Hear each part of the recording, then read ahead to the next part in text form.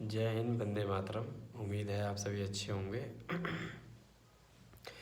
आज मैं एक वीडियो देख रहा था तो उसमें डेमोक्रेसी को ख़त्म करने के मकसद से वीडियो बनाई गई है। वो कि मतलब कैसे ख़त्म की जा रही है डेमोक्रेसी हमारे इंडिया की, with the help of election commission और बीजेपी पार्टी। कैसे मोनार्की सिस्टम लाया जा रहा है, राजशाही लाई जा रही है। तो आप लोग ये पहले वीडियो देखिए, फिर बात करते हैं।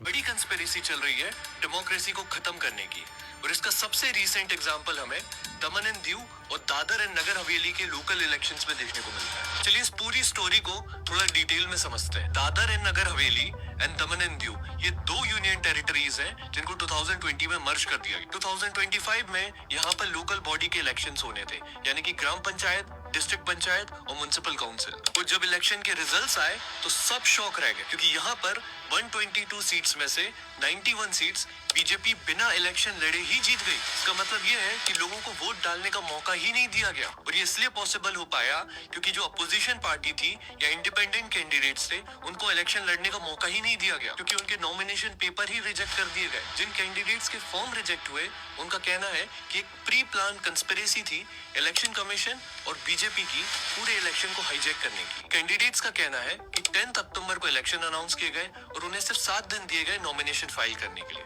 जिनमें से 2 दिन यानी कि 10 और 11 अक्टूबर को इलेक्शन कमीशन के ऑफिशियल्स ने फॉर्म सी अवेलेबल नहीं करवाए। जिसके बाद 12 और 13 अक्टूबर को जब उन कैंडिडेट्स ने इलेक्शन कमीशन के ऑफिशियल से पूछा कि आप बताइए हमको कौन कौन सी डॉक्यूमेंट्स लगेंगी फॉर्म फिल करने के लिए, तो उन ऑफिशियल्स ने 2 दिन तक कोई भी लिस्ट ही नहीं प्रोवाइड करी, जिसके कारण बहुत सारी कंफ्यूजन क्रिएट हुई। 14 अक्टूबर को जब कैंडिडेट्स नॉमिनेशन फाइल करने के लिए गए तो उन्हें ये कहा गया कि अभी ऑफिशियल्स ट्रेनिंग पे गए।